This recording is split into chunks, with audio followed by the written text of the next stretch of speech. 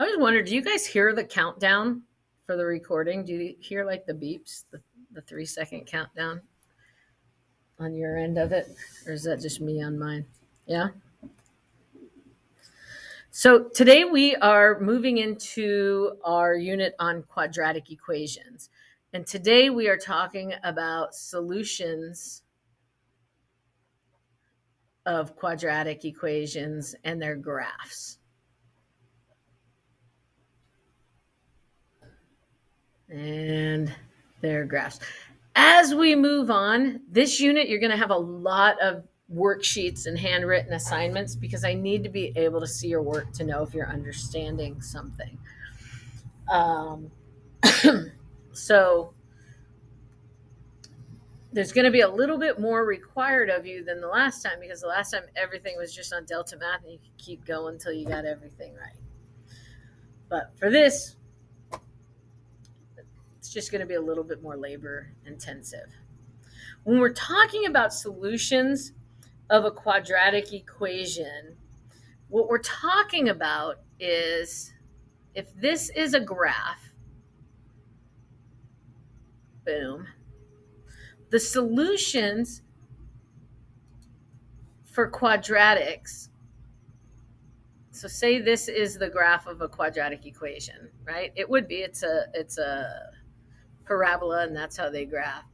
The solutions that we're looking for are always these points where the graph crosses the x-axis. Or if you guys remember from when we were talking about functions and relations, we call those the intercepts, right? Anytime a graph would cross the y-axis, we called it the y-intercept. Anytime it crossed x, we called it the x-intercept. They have tons of names for solutions of quadratics. Solutions of quadratics can be called, often called, well, solutions, clearly, right? Roots, you'll hear them called roots. You'll hear them called zeros. And you'll hear them called x-intercepts, right? All are accurate. They call them zeros because they're what you get when y equals 0, right? So if I have an equation where y equals 0, all your points would be right on the x-axis, right? Which is why we call them zeros. So it'd be like, what is x when y equals 0 is what an intercept really is. There are a couple different types of solutions, a few I should say, because a couple means two, right? And we're going to draw 3 little graphs to show them. This is graph little number 1, and this is graph number 2, and this is graph number 3, right? So if I have, like we just showed before, something like this, you can see that clearly we have 2 solutions. It crosses the x-axis twice, so therefore we have 2 solutions. That is the most common type of parabola or quadratic equation, is where it crosses twice. There's also the instance where we can just get one solution, and when that happens, it is because our vertex is on the x-axis. Either our maximum or our minimum point is on the x-axis. And when that happens, we only have one solution. Now, it could go in this direction. We've got them both going up, but if, say, we had a negative quadratic, it might go down, right? And we'd still have one point there. Or this U could go down in that direction. The last alternative that we have is something like this, where there are no solutions, where it never crosses the x-axis. When that happens, we're dealing with the imaginary number system, which we're actually going to talk about later in this unit, but we're not there yet, so you don't have to worry about it. But ultimately, we're trying to figure out, what are those solutions? What are those spots where it crosses the x-axis? And today we're going to talk about solving these things by graphing them, which is the worst way to solve them, right? But it is the best way to teach them and to understand what the solutions are and how we find them, which is why I'm only giving you 2 problems with these. I'm not going to be a stickler for you knowing how to graph them, because I'm going to show you easier ways to graph them as we move on in the unit. But for the purpose of starting the unit and understanding what quadratics are and how we find their solutions, it really is the best way. So if you remember, a quadratic is anything with a highest power, basically, of x squared. And more often than not, we see stuff that's like ax squared plus bx plus c. So we may have some x squared value followed by an x value followed by just some number. Does it have to have all those components? No. It just has to have that x squared component for it to be a quadratic. But anything that kind of goes beyond that, whether it be like all or parts of it, as long as it has that x squared as our highest degree term, it's considered a quadratic. And it is always going to graph in that U shape, that parabola, or upside down, right side up or upside down, it doesn't matter. If it's negative, it's upside down. If it's positive, it's right side up. And so we're going to talk about what it looks like to graph these. And so we're going to start with an example, because examples are always the best place to start.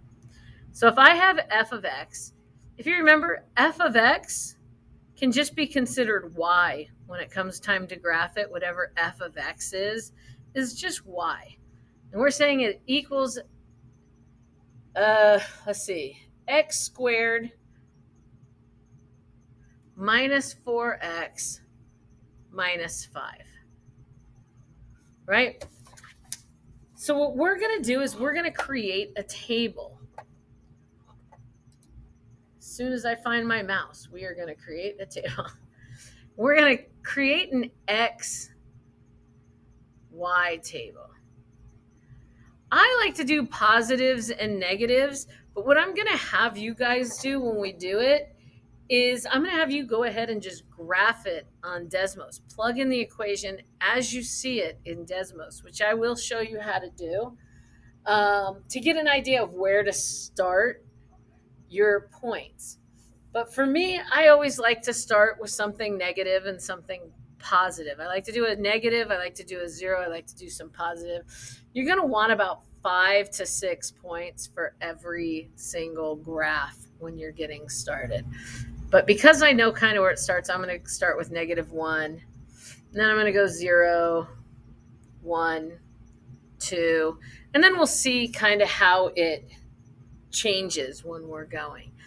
Now, the whole point of this is that we're going to choose numbers to plug in for x so that we can get the y values. And then we're going to find those points and the trend in it. What do I mean by that? Well, I'll show you. We're going to start with -1. Everywhere there is an x, I'm going to plug in -1. Always plug it in with parentheses so that you can keep track of your negatives and your positives. And we're going to see what our y is. -1 squared, well, that's just 1. -4 times -1 is +4 minus 5. And if I go 1 plus 4, that's 5 minus 5, that's going to equal 0. So at -1, I have a 0. So then we're going to plug in our next number, 0. Same equation. I'm going to have 0 squared minus 4 times 0 minus 5. 0 squared is 0. 4 times 0 is 0. These cancel. I'm left with -5. And we're going to keep doing that. We're going to have 1 squared minus 4 times 1 minus 5. That would be 1 minus 4. Well, 1 minus 4 is -3. Minus 5 is -8. That's my next point. And notice, well, you can't notice it yet. Don't notice anything yet. My next point is going to be 2, right? So I'm going to have 2 squared minus 4 times 2 minus 5. And we're just going to keep doing this until we found all the points we need. This becomes 4 minus 8. 4 minus 8 is -4. Minus 5 is -9. And nothing is repeating yet. Nothing is going back. And we're going to keep going until it does. So now we've got to try 3. And we've got 3 squared minus 4 times 3 minus 5 equals, well, 3 squared is 9. 9 minus 12 is 3. 9 minus 12 is -3, minus 5, -8. Look, we're coming back. We've got -8. Once that happens, every point is going to repeat. So my next one with 4, if I plugged it in, I would get -5. If I put in 5, my next y point would be 0 because it's all going to repeat. And the reason for that is if you look at a graph of a parabola, let's go, where the heck did my mouse go? If you look at a graph of a parabola, they make this U shape and they're symmetric. So once you find that turning point in here, and for us, this was the turning point, right? This was the last non-original number we got, right? We went 0, 5, 8, -0, -5, -8, 9, -9. And then it started repeating. That makes this the vertex. It's that turning point on the graph, right? And so once we start counting back, all the points are going to be symmetric. Because if you look, whatever I have here, right, this distance away from y, I'm going to have also here the same distance away from y.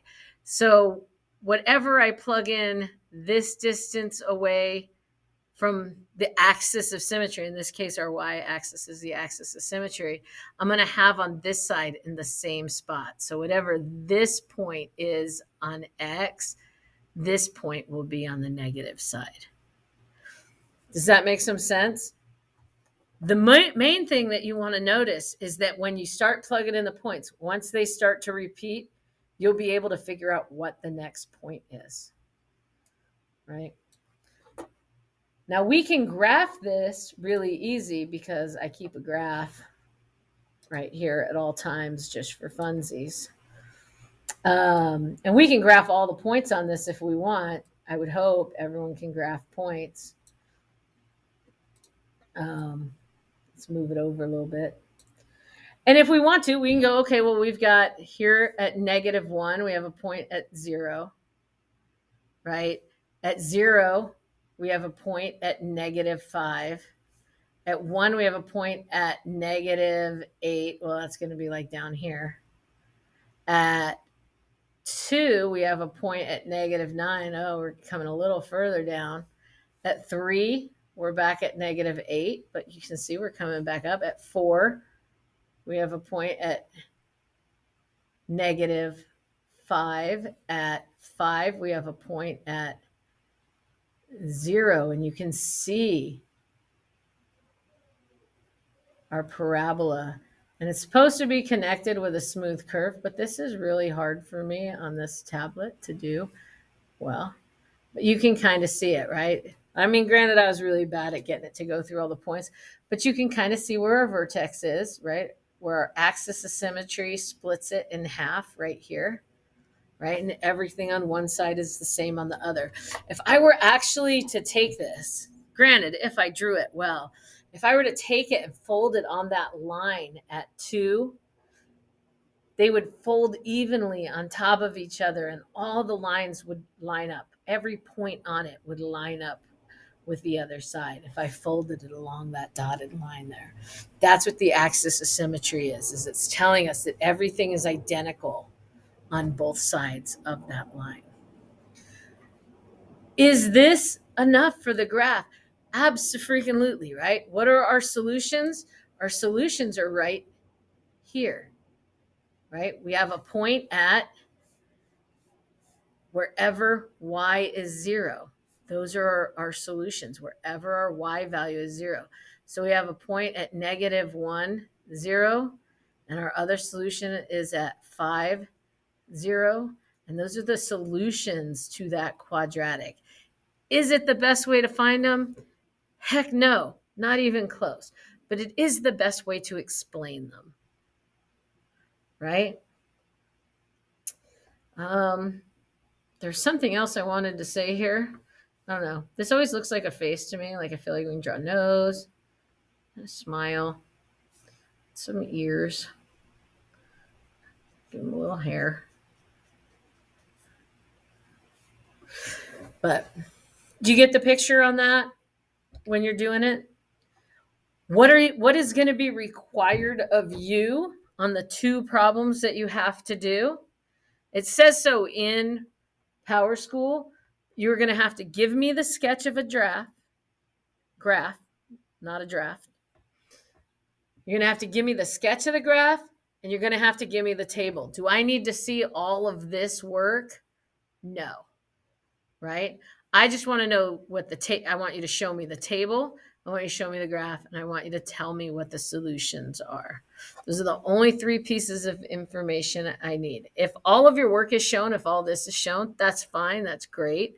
But you don't have to. You just have to show me your table of points, the sketch of your graph, and your solutions. 1, 2, or more, right? Let's do another problem. And then I'll take you over to Desmos to show you how you can actually see the graph before you go and find it on your own. Okay. Let's look at one more example. We'll do, what do we got? I like this one because it's a different kind of solution, but do I want that or do I want a negative one? No, I'll just tell you about the next. If you have a negative x squared problem, it just means that it's going to graph in this direction. Keep that in mind, because that's not the sample problem I want to do. What I want to do for you guys is f of x, which remember, you could just call y, equals x squared minus 8x plus 16. Now, I look at this and I automatically know that this is a perfect square trinomial. But you may not look at that and automatically know that. And that is perfectly fine. We haven't even gone over that yet. It's just I've seen 8 trillion of these problems, and I know a perfect square trinomial when I see one. But because I know that, I know exactly how many solutions are going to be in this graph. But we're still going to start the same way. We're going to start with a table, right? And I'm going to start plugging things in. In this case, well, I'm going to start with 1. We'll start with 1, 2, 3. Why? Because I know something, right? But it doesn't matter if you do or not, because what's going to happen is, oh, I don't need to draw a graph. I don't know why I'm even drawing a graph when we know that I'm going to bring one up, a picture of one up. So we're going to do the same thing we did the last time. We're just going to start plugging these numbers into the equation and see what comes out for y. So if I have x squared minus 8x plus 16, and everywhere there's an x, I'm going to plug in 1. So I would have 1 squared minus 8 times 1 plus 16. Well, 1 squared is just 1 minus 8 plus 16, and we get 1 minus 8 is negative 7 plus 16, I believe, is 9. Right? No? Yes. Then I'm going to do it with 2. I'm going to go, well, I've got 2 squared minus 8 times 2 plus 16. And we're going to see what that is. 2 squared is 4 minus 16 plus 16 equals, well, these cancel. And so we just get 4. And we'll keep doing it. We've got 3 squared minus 8 times 3 plus 16. 3 squared is 9 minus 24 plus 16 equals 1. 9 and 16 is 25. 25 minus 24 equals 1. And then we're going to keep going until we start seeing a repeat. So we're going to go, okay, 4 squared minus 8 times 4 plus 16 equals 16 minus 24 plus 16 equals, what does that equal? 0? Why does that say 0? Oh, because 8 times 4 is 32, not 24. So 16 minus 32. 16 plus 16 is 32. Minus 32 is 0. So we're getting somewhere, I hope. We found a solution at least, right? Because we have a y that equals 0. So we know we found a solution. So let's look at the next one. What do we have? We have 5 squared minus 8 times 5 plus 16. Well, that's going to be 25 minus 40 plus 16, which I do believe is, ooh, look at that. Is that 1 again? And so we've repeated. So 5 equals 1. So what is 6 going to equal?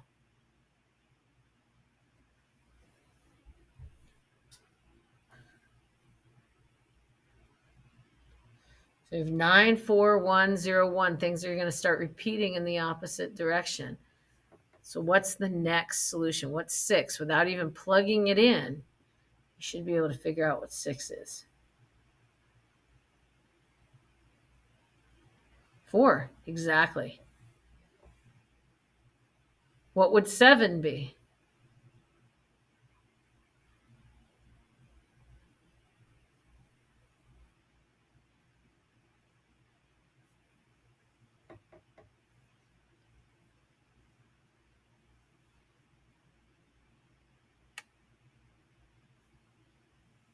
What would be my next point? I mean, look, here we've got 0, 1, 4, 9. Here we've got 0, 1, 4. What's next? 9. Perfect. Right? So the key things for us are always going to be what is 0? What makes our y 0? Right? And what is the turning point? In this case, if you look at it, the turning point is our 0. Right? So when we go to graph this problem,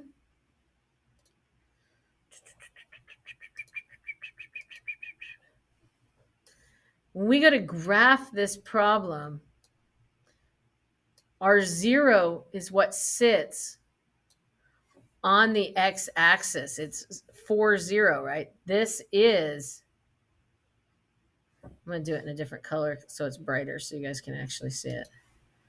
Right? This is our 0 right here. It is our only solution. It's the only 0 we have. We know that because it starts counting backwards again, right? We have 1, 4, 9. We have 1, 4, 9. So that's the only 0 we can have because it's not going to go back around again. So this can be the only solution we have.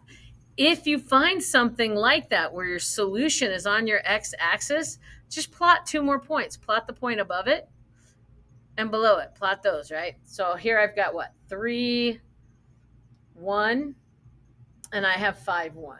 Those are the only things I need. I only need 3 points to plot it. Unless I'm doing my zeros, right? Now, all you have to show me, you don't have to show me all of this. You don't have to show, right? You have to show me, why did my pen stop working? You have to show me the table, and you have to show me the graph, and you have to point out that you know that this is the solution, right? You either need to circle it here, or you need to circle it here, or you need to write it as a point, right? It will always be some number of x, and the y will always be 0 when we're talking about solutions. So let's look at this in terms of Desmos. Now, I don't know how many of you have used Desmos in the past, but it is awesome, right? Hold on, let me bring it on over. So all you have to do is put in Desmos graphing, because you want a graphing calculator for sure. Desmos graph, it should pop up a graphing calculator for you in the search right away. Desmos graphing calculator.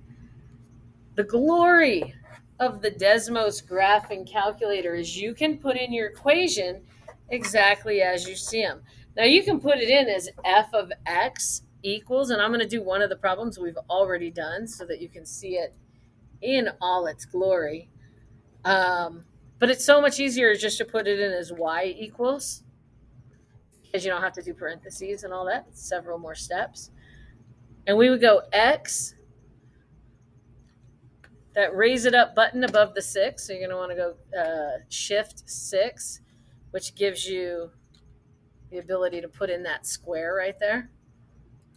And then you're going to go minus 4x minus 5. Now, this is the first problem that we did, right? That we did together. And look, it gives me the graph for that, right? So it's going to be really easy for you guys to do the sketching of the graph. It's also going to be easy for you to kind of decide where to start choosing your x values, right? Because you're going to want to choose on this side, one on this side of where your solution is, right? What are our solutions? Right here at this, where x is 0, right? Or y is 0 on the x-axis. Here are our solutions, right? We have -1, 0, and we have 5, 0 already mapped out for us. Where's our turning point? Right down here at 2, -9, just like we had figured out before. But you still have to give me a table of points. Where are you going to start them? Start them with -2, right? And then you'll see each one till it goes. So you'll probably have to go from -2 all the way to +6, right? But the good thing about Desmos is it does allow you to put it in exactly the way that you see it. And so you'll get that sketch of your graph right off the bat. If I put in the other one that we did, which was what, x squared, I'm not going to get rid of the x squared because this one starts as x squared too. X squared minus 8x. I don't know why I did that. Minus 8x. What was it? Plus 16. Bam. Look at that. It gives us our graph exactly as we wanted it. Where's our solution? Right here. It's the only point that touches. If you get your solution right off it, you better put in 2 more points. So feel free to use Desmos, because as I said, this isn't the best way to solve them. It's the best way to understand them and what the solutions are. We're saying, what are the solutions? What do we get when y equals 0? What makes this a true statement when y equals 0? And those are the solutions for quadratics. I'm going to stop the video now, but I will answer any questions that you guys have afterwards before I let you go.